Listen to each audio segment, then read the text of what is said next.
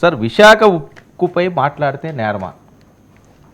చాలా ఘోరం సార్ ఇది. అది నేరమేమో కానీ ఇది చాలా ఘోరమైన విషయం ఇది. ఇప్పుడు మీకు తెలుసు, మనము దాన్ని ఒక ప్రత్యేకమైన అంశంగా తీసుకొని మనం ప్రతిసారి మాట్లాడుతున్నాం. అది కూడా అదేమీ ఏ ఒక్కరిది కాదు, ఎవరిని తిట్టడం కాదు, ఒక పార్టీకి సంబంధించింది కాదు. విశాఖ ఉక్కు ఆంధ్రుల హక్కు అన్నట్టుగా మనము దాని మీద వచ్చిందని అమ్మకండి బాబు, బేరం పెట్టకండి. రాష్ట్రానికి ఉన్నదే ఒక పెద్ద పరిశ్రమ, దాంట్లో ఓ 10,000 మంది పైన కార్మికులు, కాంట్రాక్ట్ కార్మికులు ఇంతమంది ఉన్నారు, వాళ్ళు అన్యాయం చేయకండి అని ఘోషిస్తే దాని మీద ఇప్పుడు ఏమైంది? నిన్న ఆ త్రినాథరావు ఆయనకు కేంద్రం జవాబు రాసింది స్వయంగా. ఏమని? మా ఆలోచనల్లో ఎలాంటి మార్పు లేదు, అమ్మడం టోటల్గా అమ్మడం కానీ లేకపోతే ప్రైవేటీకరణ చేయడం కానీ, ఇది రెండే ఆలోచనలు మాకు ఉన్నాయని చెప్తే దాని మీద కార్మికులు ఆందోళన చేస్తున్నారు, ఉద్యమం జరుగుతూ ఉంది. దాని మీద మనం కూడా మాట్లాడాము, అది చూపిస్తే ఈరోజు fact check AP government in fact check అంటే ఏది ఫ్యాక్ట్ సార్? కేంద్రం ఇచ్చిన సమాధానం ఫ్యాక్టా? ఇది ఫ్యాక్టా? రాష్ట్ర ప్రభుత్వం ఏమీ సమస్య లేదు అని చెప్తున్నటువంటి హామీలు ఫ్యాక్టా? ఇవి ఫ్యాక్టా? లేదంటే ఇదేమన్నా ఫేకా? ఎవరిని సార్ బెదిరిస్తున్నారు ఇక్కడ? దీంట్లో బెదిరింపు ఏమని? దీని మీద ఏమన్నా ఇది ఈ వార్త కూడా పత్రికలో వచ్చింది. మీరు ఏమన్నా దుష్ప్రచారం చేస్తే మేము తీసుకునేటటువంటి చర్యలకు మీరు లోబడి ఉంటారు అని చెప్పి హెచ్చరిక. ఎవరిని హెచ్చరిస్తున్నారు? మీరు మేము ఇంకొకరు మాట్లాడితే తప్పని చెప్పడం కాదు, మీరు మాట్లాడండి.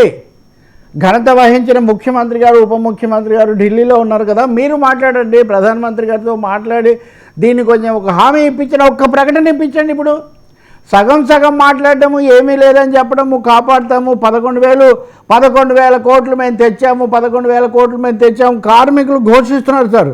నేను ఇప్పుడు ప్రభుత్వం వారిని చూపించాను, కార్మికులు వేసిన పుస్తకం చూపిస్తున్నాను నేను మీకు.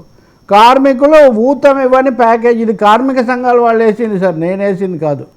కార్మిక సంఘాలు బుక్ వేశారు, ఇది ఏమాత్రం మాకు ఊతం ఇవ్వదు, మా దగ్గర కార్మికులు ఎక్కువ అని మీరు ప్రచారాలు చేస్తున్నారు, చాలా తక్కువగా ఉన్నారు, 5,000 మంది కార్మికులు ఇప్పటికే తగ్గిపోయారు, కాబట్టి ఎలా అయినా కాపాడండి అని వాళ్ళు ఘోషిస్తున్నారు.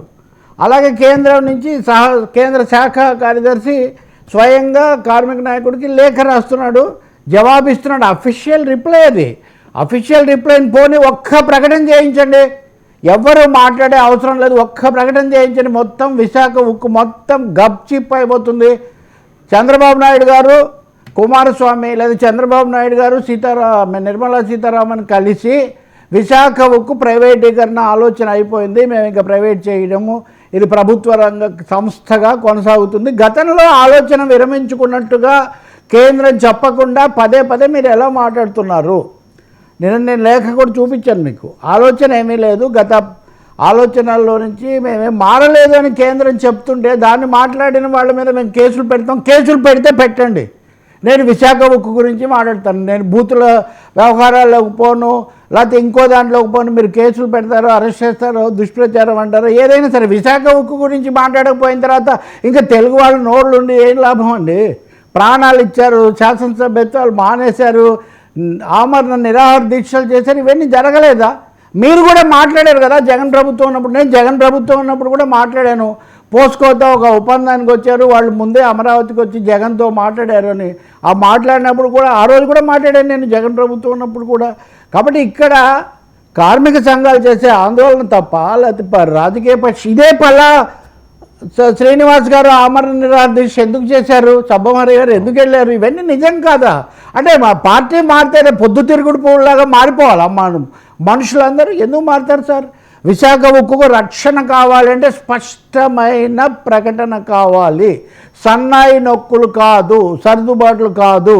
ఈ డబ్బు ఇప్పుడు ఇచ్చిన 11,000 కోట్లు దాన్ని గట్టెక్కిచ్చి ప్రైవేట్ చేతుల్లో పెట్టడానికి అని కార్మిక సంఘాలు, రాజకీయ పక్షాలు, మాలాంటి వ్యాఖ్యాతలు మనస్ఫూర్తిగా నమ్ముతున్నాము మేము.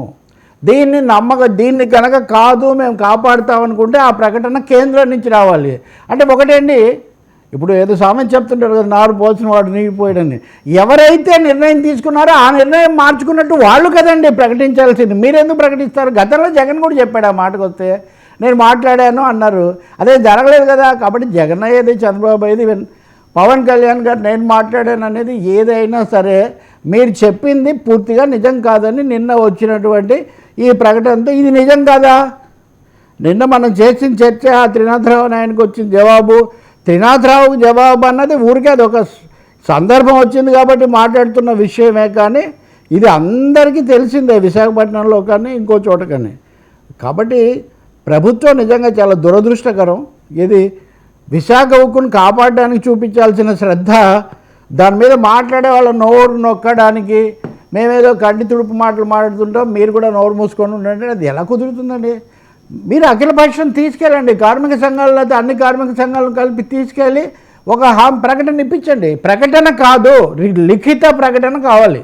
ఓరల్గా చెప్పే మాటలకు ఏం లేదు. చాలాసార్లు అటు చెప్తాము ఇటు చెప్తాము, సందర్భానికి వెళ్ళిపోతుంటుంది. కాబట్టి నేను ఈ హెచ్చరిక, ఈ బెదిరింపు అన్నది దీని మీద ప్రభుత్వం ఏం వివరణిస్తుందో నాకు తెలియదు. బహుశా ఒక్కోసారి అదేదో ఫేక్ అనో లేకపోతే ఇంకోటి అంటారో లేదో నాకు తెలియదు. కానీ ఇదే కనుక నిజమైతే, ఎందుకంటే దీని మీద ఫ్యాక్ట్ చెక్ ఏపీ గవర్నమెంట్ అని ఉంది, ఉన్నది నేను వచ్చింది నాకు దొరికింది నేను చూపిస్తున్నాను. ఇది నిజమా కాదా, ఒకవేళ ఇది ఫేక్ అని ప్రభుత్వం ఏమైనా ప్రకటన చెప్తుందా? ఇంకా ఏపీ గవర్నమెంట్ పేరే ఫ్యాక్ట్ చెక్ అన్నదాన్ని కూడా ఫేక్ చేసే అవకాశం ఉంటే అప్పుడు అది ఎంత దుర్బలంగా నడుస్తుంది. ఇలాంటి చర్చలు కూడా వస్తున్నాయి. కాబట్టి ఫ్యాక్ట్ చెక్ ఏపీ కింద స్టాంప్ కూడా వేశారు ఏపీ గవర్నమెంట్ ఇన్. కాబట్టి ఇది చాలా షాకింగ్ నిజం చెప్పాలంటే. విశాఖ మీద మాట్లాడితే ఊరుకునేది లేదు. మేము దీన్ని తీసుకుంటున్నామని హెచ్చరించి బెదిరించి, అంటే మాట్లాడాల్సిందే విశాఖపట్నం గురించి, పోలవరం గురించి, అమరావతి గురించి. అప్పుడే అప్పుడు కూడా మాట్లాడారు సార్, పదే సవాల్. అప్పుడు ఎందుకు ఎవరు మాట్లాడలేదని ఎవరికి సవాల్ చేస్తున్నారు ఆశ్చర్యం వేస్తుంది. ఇప్పుడు మీరు మానేస్తున్నారు. ఇప్పుడు అమరావతి వచ్చింది కాబట్టి ఇప్పుడు డబ్బులు అడగడం మీరు మానేస్తున్నారు. లేదా పోలవరం అక్కడ మీరున్నప్పుడు వాళ్ళు ఉన్నప్పుడు కూడా ఆలస్యం అయిన తర్వాత కేంద్రం ఇంకా ఆలస్యం చేస్తుంటే కేంద్రాన్ని అడక్కపోగా కేంద్రమే గొప్పది, కేంద్రం వరప్రసాదిని అన్నట్టుగా మీరు మాట్లాడుతున్నారు. రాజకీయ అవసరాల కోసం మీరు మారొచ్చేమో, కానీ ప్రజల కోసం, విశాఖలో కార్మికుల కోసం. నిన్న పల్లా శ్రీనివాసే మళ్ళీ ఏది ఫ్యాక్టరీ పెట్టినప్పటి ఎప్పుడు పెట్టారంటే అది విపి సింగ్ దానికి చేసింది. ఇప్పటికీ వాళ్ళకి 20 కుటుంబాలకు పరిహారం ఇవ్వలేదు. ఇంకా దాన్ని రిప్రజెంట్ చేయలేదా మరి మీరు? అసలు రాజధానే పెడతామన్న వాళ్ళు రిప్రజెంట్ చేయలేదు, కాదు మాదే అడ్డా అన్న వాళ్ళు చేయలేదు. ఇప్పుడు విశాఖ ఉక్కు కూడా ఎసరు పెట్టారు. కార్మికులు అమరావతిలో 1400 రోజులు నిరాహార దీక్షలు చేశారు, వాళ్ళకు మనం సంఘీభావం అందరూ బలపరిచారు. మరి అదే విశాఖ ఉక్కు వాళ్ళు కూడా చేస్తున్నారు కదా. ఈ డబుల్ స్టాండర్డ్ ఏంటండి ఇది?